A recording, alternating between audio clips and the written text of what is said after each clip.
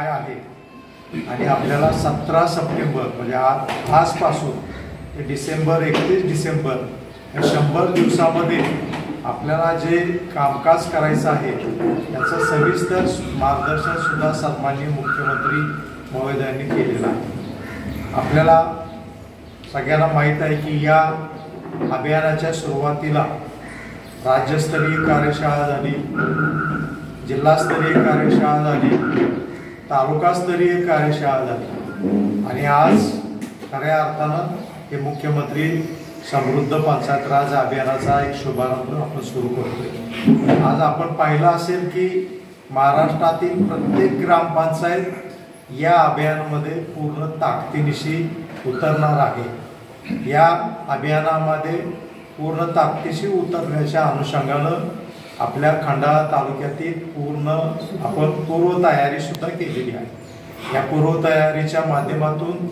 सर्व सरपंच महोदय, सर्व उपसरपंच सदस्य आणि ग्रामविकास अधिकारी आणि तालुका स्तरावरील इतर सर्व प्रमुख यांची बैठक घेऊन आपण कार्यशाळा घेतलेली आहे।